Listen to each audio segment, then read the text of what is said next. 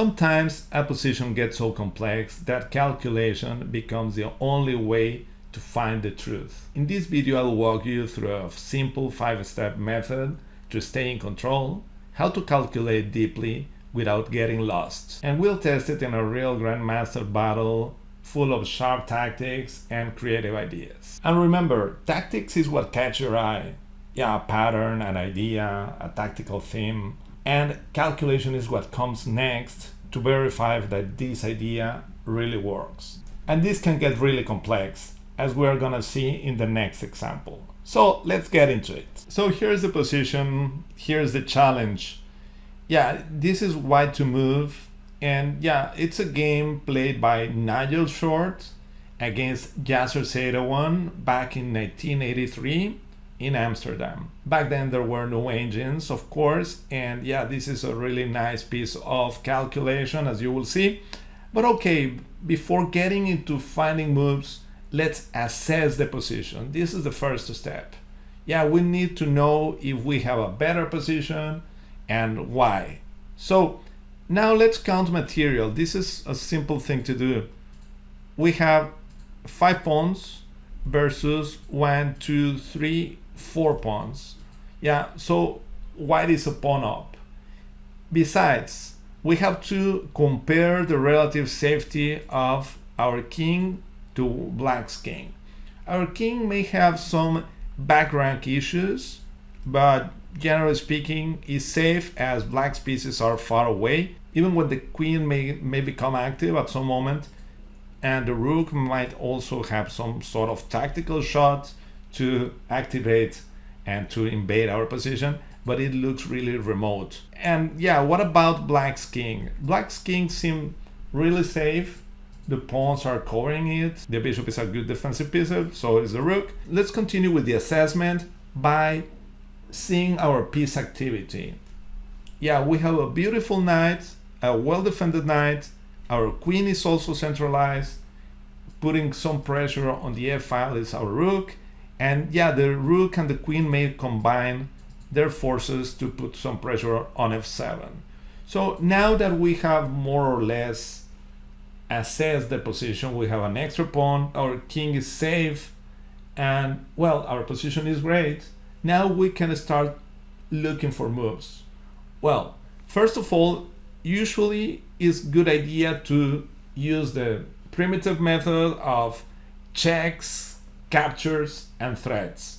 So we have only one check, and this check doesn't look promising because our rook takes e7.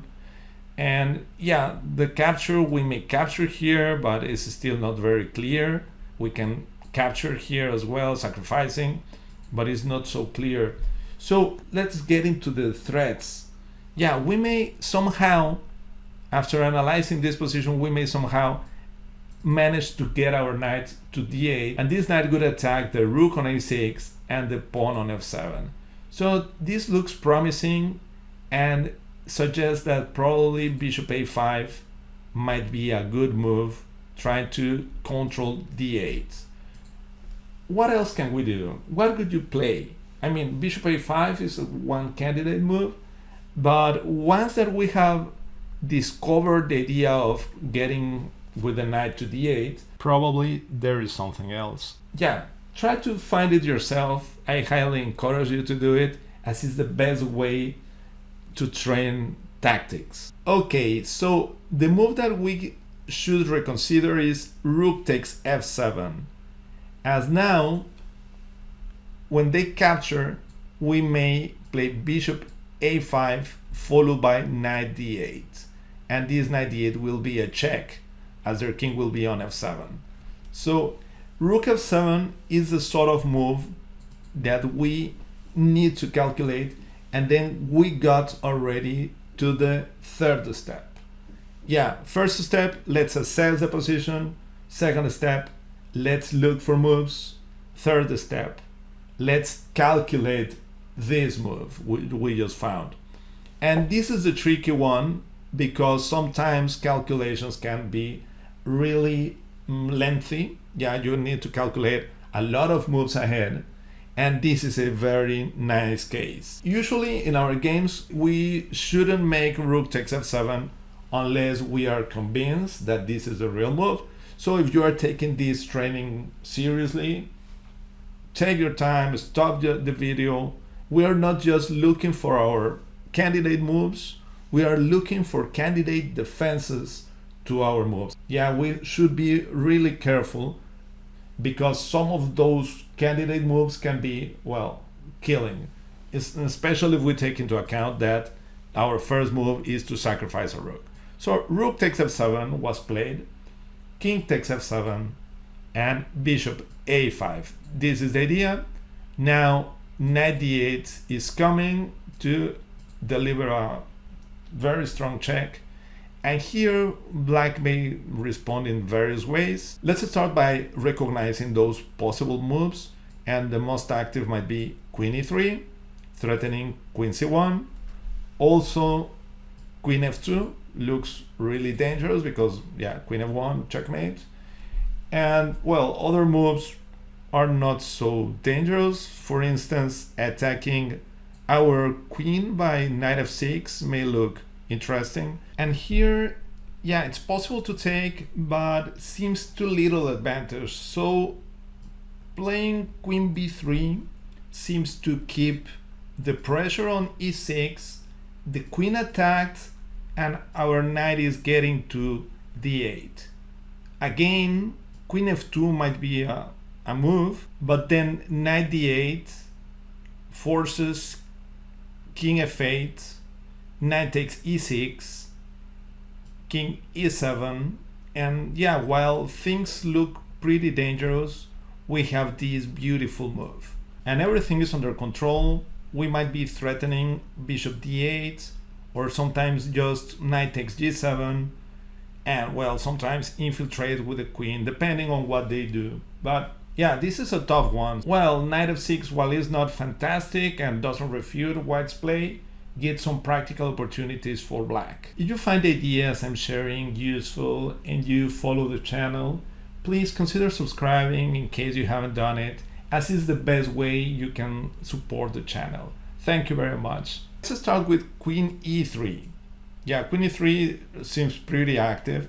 And now knight d8 forces the black king to move. And yeah, this is a really difficult one for them, where to place the king, as we don't have as much or as dangerous checks. The answer is king f8. So now knight takes e6, and here again black's king needs to somehow dodge our most dangerous checks, and the best way to do it is by playing king e7. Yeah, now things look really dangerous. We have only a couple of checks, but the one that simplifies the whole thing is queen g5, trading queens, and yeah, forcing queen takes e5, knight takes e5, and we have two extra pawns. So this is good enough to win. So we don't need to analyze any further. So after analyzing this line, we reach step 4.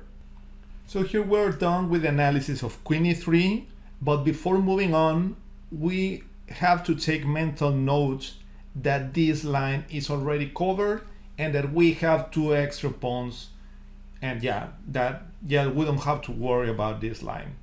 And this is what we're going to do with every line. We analyze it, we get to a certain conclusion, and we move on. Otherwise, you are not certain about what happens at every different moment. So taking mental notes of the evaluations of each line will help you staying in control. Against bishop a5, the other one that I'm going to simply discard is queen c5 because of knight d8, and now they cannot even play king f8 because of knight takes e6, check, and this is a fork. So the challenging move is queen f2. Yeah, in this way we are not going to be able to trade queens with queen g5. We must continue with knight d8, king f8, knight takes e6, and king e7. This has been forced, and yeah, we have a new challenge here. This is a really difficult position, a really challenging in the sense that we have to see a lot of moves ahead. And yeah, what would you play? Yeah, let's continue with checks, because otherwise, if we try to improve our king by playing something like h3, we may even get checkmated. Queen f1, king h2, bishop e5. Yeah, this bishop becomes a monster, and g3, queen f2, and we are getting into a serious trouble. Instead of playing h3, we should keep checking black's king, and the way to do it is with bishop d8. Now king e8, again forced, as king f7 simply runs into knight c5. Yeah, this knight c5 is beautiful. Now king f8, simply knight takes d7. King e8 runs into queen e6, and this is going to be checkmate. King takes d8, queen takes d7, and in the case of king f8, knight takes d7, checkmate. So this is a beautiful discovery attack. Knight c5, yeah, that's the right one. There might be some other ways to win, but yeah, this is the cleanest. So after bishop d8, king e8, and here we should continue by capturing. King takes d8, and we have a choice. We can check on g8 or check on a8. Which one is the good one? And yeah, the good one is queen a8, king e7. King c7 simply loses after knight e6, king b6, and queen a6, checkmate. Yeah, this knight fulfills a beautiful task by just controlling those squares, and so the game must continue with king e7, queen e8, king f6, and we reach a very interesting position. It's already move 9 in the sequence. It's already being a long sequence. What could you play here? Yeah, this is why to play and win. There's only one way to win the game, and the move is the unsuspected, to me at least, queen d8. Okay, first of all, we have to understand that queen f8 cannot be played. Yeah, it looks fantastic, but black's knight simply capture and we're lost. So continue checking looks normal, as otherwise playing again h3 or something like this runs into perpetual check, queen f1, king h2, queen f4, and we are not going to be able to escape from black's checks. Continue with checks is the most natural thing to do. Queen e6 seems to be enough, but they go away. Rather than capturing the knight, they go to g5, and things start to get really messy, as we haven't captured and we still have the problem of our king being checkmated. So no more interesting checks as far as I'm concerned. King h6 can be also good enough. Queen d8 stops them from hiding their king on g5 and later on h6. So if they capture, we already know that queen d7 wins. And in the case of king e5 and then queen e7 is the only move to win. King d4, queen takes d6, and yeah, this is it. King c3, and now we can play h3. Short would have 3 extra pawns and yeah, a winning advantage. So this is the 12 move sequence that Nigel Short came up with against Yasser Seirawan. And this takes us to step number 5. If you manage to analyze all this line and took mental note that everything is okay, you're satisfied with every variation, then you go on and play it. Otherwise, if you found trouble, as myself, that I didn't find queen d8, so I'm sorry, but we have to go back to the initial position and look for something else, look for some other candidate moves. Yeah, because we are parting from a better position to begin with. So if we were inferior, that would be fantastic. You are starting the combination from a better position, then yeah, this could be something bad if you are not convinced that this gives an advantage. And the best thing you can do is go back and try to find something else. And of course, the only exception here is related to time management. So if you spend all your time analyzing a line, and when you realize you have almost no time left, you gotta play what you analyze at least. And yeah, there are practical chances, but if you did a good time management, yeah, then you have the opportunity to come back to the initial position and try to find something that will keep your advantage rather than wasting it because of a flawed combination.